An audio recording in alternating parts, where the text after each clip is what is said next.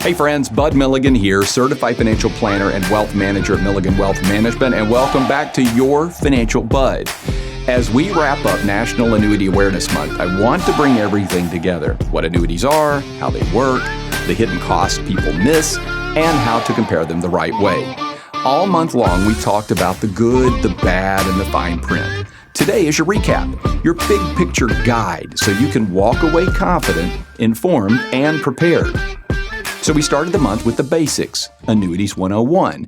We talked about how an annuity is simply a contract with an insurance company where you exchange a lump sum or series of payments for benefits like tax-deferred growth, guarantees, or income options. We also broke annuities down into two simple questions. When does income start? And the answer to that is immediate versus deferred. Or how is value credited? We have fixed, indexed, and variable annuities.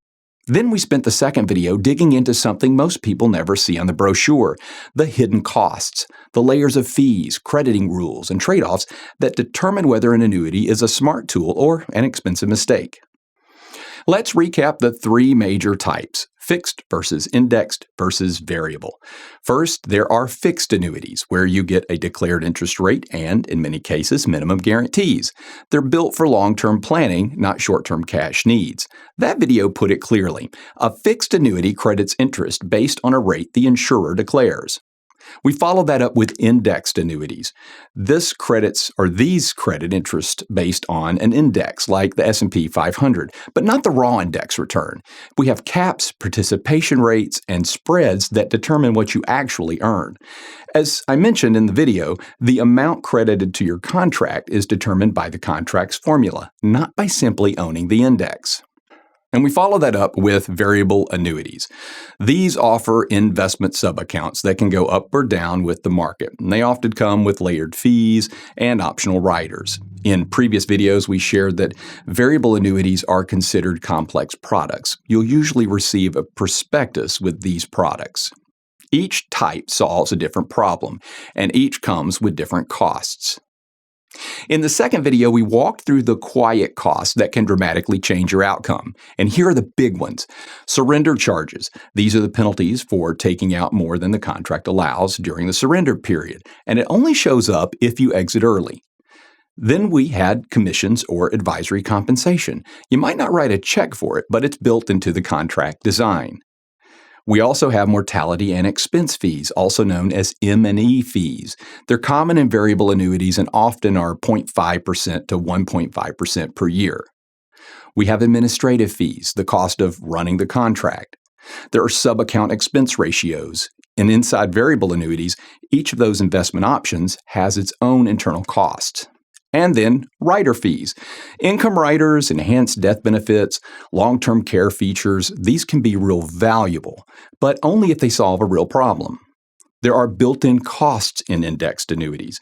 Caps, spreads, and participation rates are the economic cost, even when there's no explicit fee. Specifically, we shared that someone can say this annuity has no annual fee and still be absolutely correct, while the contract still has an economic cost.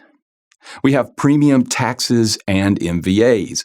State-specific charges and market value adjustments can affect what you receive if you exit early. The takeaway: everything has a cost. The question is whether that cost matches the benefit you're looking for. One of the most important lines from the first video was this: annuities are not good or bad, they're simply trade-offs. That's the mindset I want you to carry forward. Annuities can create potential lifetime income, safeguard principal, potentially reduce sequence of returns risk, provide tax-deferred growth potential, offered contract-based guarantees investments alone can't. But they can also limit liquidity, they can add complexity, they can increase your costs, and they can reduce upside potential. The right annuity solves a specific problem. The wrong annuity creates new ones. So here is a simple, practical checklist pulled from both videos to help you compare annuities side by side.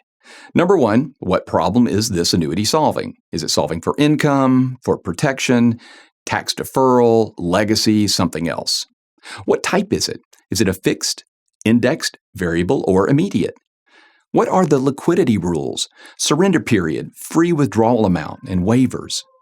What are the total costs? Look at the all-in number, your M&A fees, admin fees, sub-account expenses, rider fees, built-in crediting limits like caps, spreads, and participation rates. Number 5, how is interest credited, especially for indexed annuities? Know that formula. Number 6, what guarantees exist and under what conditions? And always check the insurer's financial strength. Number 7, how will withdrawals be taxed? Are they qualified versus non-qualified? And that really matters. And then finally, what company is the annuity through? Compare their strength and ratings, ask about service, and make sure the company is quick to respond. If you're going to trust them with a large sum of money for several years, you want to make sure they're sound, reputable companies. As we close out National Annuity Awareness Month, here's my encouragement. Don't buy an annuity based on a headline. Compare the options, understand the trade-offs, and make sure the contract fits your plan, not the other way around.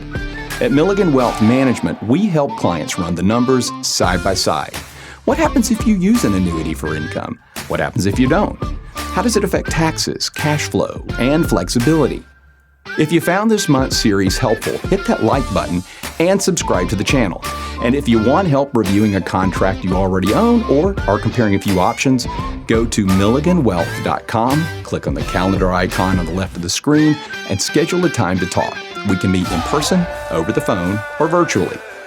I'm Bud Milligan, your financial bud, and I'll see you in the next video.